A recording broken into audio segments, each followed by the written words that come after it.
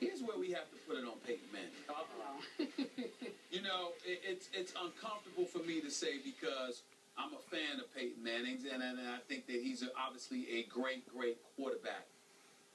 But you're 9-11 in the playoffs now as a starting quarterback. Tied for Brett Favre for most playoff career losses. Okay?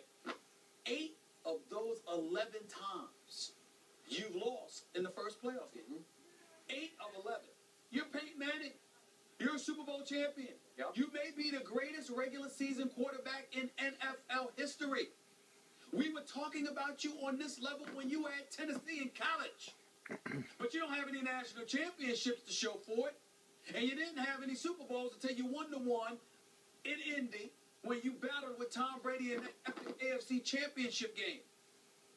11 playoff losses, and 8 of them came in the first game you played.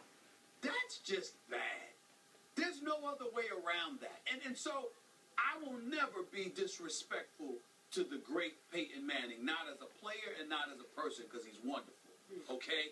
All I'm saying is that when you have that level of greatness attached to you and your resume because of your skill set and your level of production, if we are quick to point out how great you are in terms of your level of productivity, then we have an obligation to point out how significant it is that you continue to come up short in the postseason. Been to 2 Super Bowls, got a Super Bowl championship, can't dismiss that.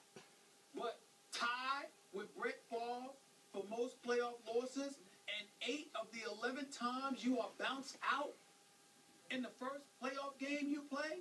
You know, sometimes it's the wild card, sometimes it's the divisional playoff game, you know, say with the bye week. That's why I keep saying the first playoff game.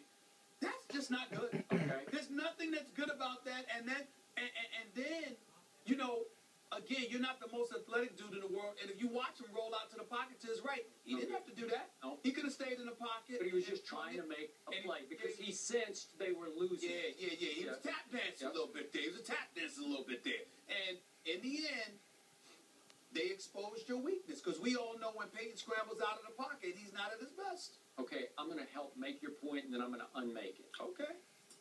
In those 11 losses you talk about, that